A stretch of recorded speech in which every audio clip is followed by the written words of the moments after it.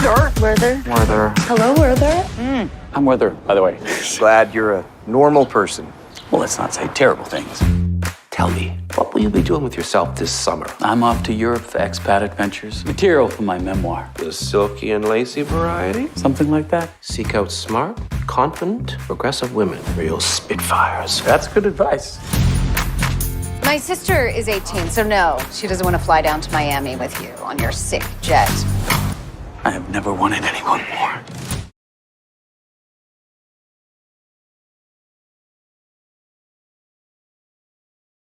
I was so taken with the script, clearly written with such love and enthusiasm. I was taken with Jose. I'd seen a couple of his short films and so saw the same energy, just like creativity, enthusiasm, passion, and a real interesting sense of humor.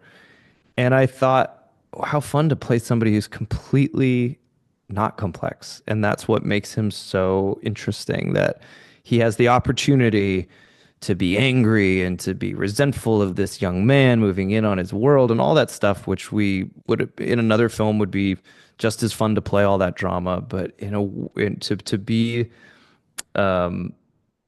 to be his counterpart and to have nothing but love and empathy for him and be so charmed by him and have that be the thing that puts him off his game was so fun. And I feel like I'd never really seen that before. And so I was so fascinated that this is a book from, the late 18th century. And yet there's this take on a character that feels like something I've never seen before. It's hard because you don't want to be boring. You don't want to go in and just be a doormat and just be this like affable kind of puppy. But it was interesting enough that I thought we could find something in it that I felt like I could definitely deliver on. And it was fun to be able to go to set and be like, I get to just love all you guys. Like, I'm not angry about really anything. And I just want to be a guy who loves everybody and takes care of everybody. So it was nice to have it be that uncomplicated.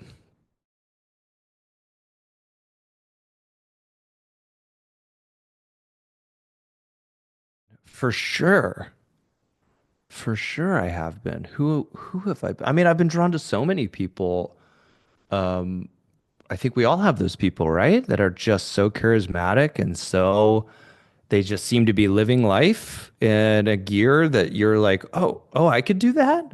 And there are different versions of it throughout life, like the version of that person in my life at 18 versus 26 versus in my 30s versus now. I think I meet people who are like, oh, you're not, I'm now in my 40s. Like, it's very easy for us to just get pretty docile and like do our jobs and show up for our kids and play it safe, and to meet somebody who's still vital and alive and out in the world and engaging with ideas and their passions and their enthusiasms.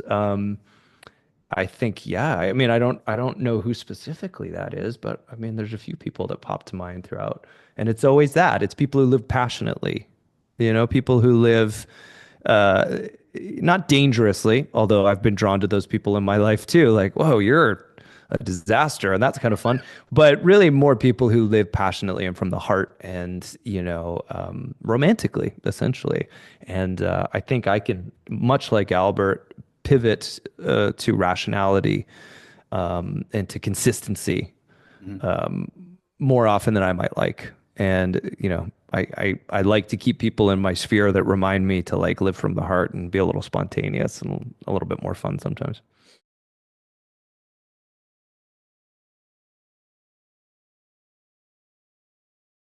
It's the whole story is about rationality versus, passion, right? It's about these two push and pulls. And so I think in both directions, there's the cautionary tale. If you live only passionately with no sense of responsibility or rationality, you end up, with in this case, sort of a false suicide attempt under a tree. But, you end up in bad shape. And if you live just rationally, then you miss the spice of life. You miss, all the fun moments and the fireworks with the woman you love in the street, but either direction is to be, you need to be cautious of. And, for me coming out of this production was where I identified with Albert was like, okay, it's good. I like that I can be a person who shows up for my family and goes to work and does all the responsible things, but I don't want to be just that. I can't just be that guy. I don't want to be the guy that gets to the end of my life and didn't have enough fireworks in the streets.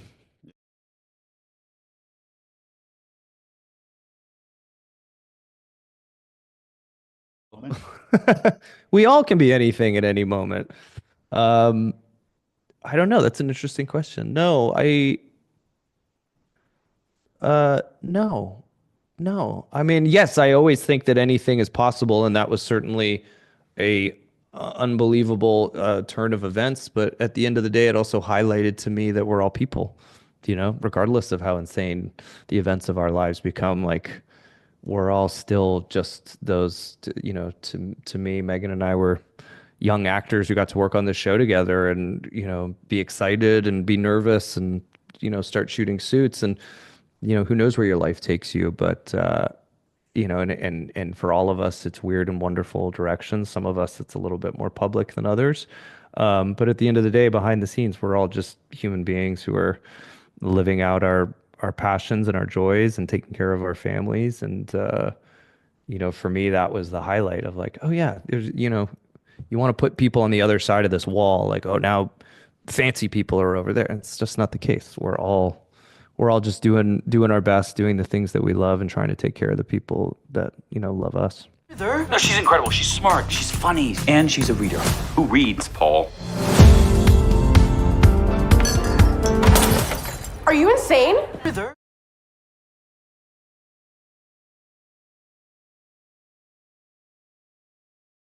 I guess there certainly were, and maybe that question would probably be better directed towards Jose because he did the adaptation, I guess. So he did the hard heavy lifting for me, and he knew that story inside out. So for me, I hadn't read that book. Obviously heard about it, but I hadn't read it before. So it was I started with the script, and then I went back and started realizing all the clever things he'd done to sort of to weave those stories, weave it into a modern narrative, as it were.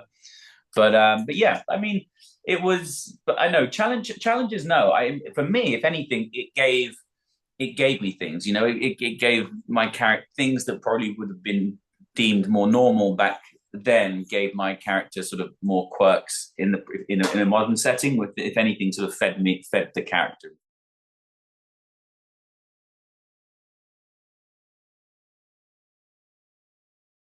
I guess like one of the number one rules of acting is to not judge one's character, but then you have to at times also as an actor stand back and try and at times do it through the lens of the audience and make sure that you're not losing the audience along the way and make because you could very very easily become this annoying guy that doesn't make sense and the audience just can't get on board with. But I hope that for me, like investing so heavily in the relationship with Alison, with the word with Charlotte, and trying to get the balance right with the relationship with Albert, and obviously just taking the advice from the director and seeing how far you could push things in certain scenes. I guess that's where you have to manage, I guess, to try and make sure you keep everyone sort of rooting for him, even when he's sort of doing things that are less than perfect.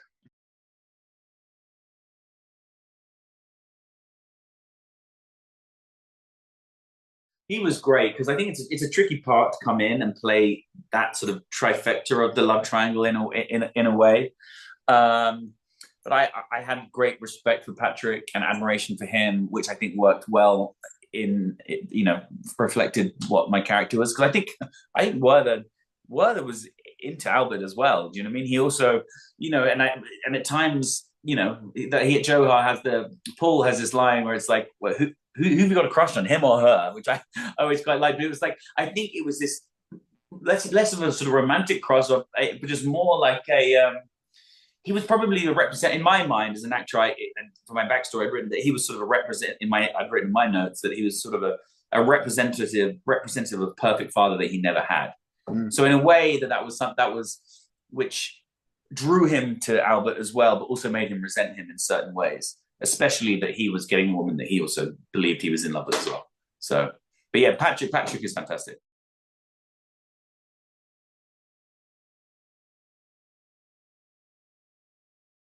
was talking with Jose about it, and there was obviously something in it that spoke to me. I was like, I know I can bring something to this character from inside me that will work, and it's also something I'd quite like to explore. Probably this sort of playful sense of energy, something that I've never really done before. But Jose, I think, was also maybe drawn to me because he liked the idea of the language being performed maybe by a Brit or something, even though I'm British and I'm playing Canadian, someone that's worked in period dramas before. I don't know, maybe I have you can deal with this kind of dialogue. Because obviously sometimes Werther uses sort of 15 words when he could use 3. But so yeah, I don't know, but it just came to me, and then we talked, and he asked me lots of questions, and it just sort of naturally evolved from there, really.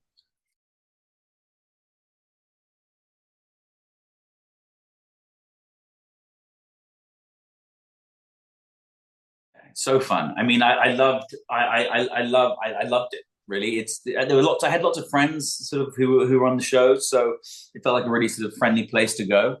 Because otherwise, I can imagine being quite intimidating because it's such a big world and one that people love. It's dear to a lot of people. But yeah, they just the amount of craftspeople and artisans who put so much effort into making that show and make it as beautiful and epic as it is. It's incredible. It's such a big thing, and yeah, I think it's gonna be great. I hope people love it. The character is he's a fun one to play. He's a lot of fun. I hadn't read the comics, but I'd watched the show when it came out, and I really enjoyed it. It just felt like it completely had its own personality. Often you watch things on TV and it just feels like it's a carbon copy of something else. This felt so individual, and so I just found it so clever the way he interwove folklore with. I know I think there's a reason people find this show. A lot of people I meet, they really care about the show. They care about the source material as well. I think it's for good reason. I think I was always more of a DC fan growing up than a Marvel fan. And I've never been like a super like superhero fan at all. But I just remember the Chris Nolan Batman movies, like growing up. That was my film. Like The Dark Knight was probably like that. That was my film. Those were the like that. If I could choose any of them, those are the ones that used to just get me so excited. If you really care for her, then move on. We're just friends. You look at all your friends like that? To me, everything's beautiful. I heard you had to use a lady gun. How did that make you feel? Like a big, strong woman.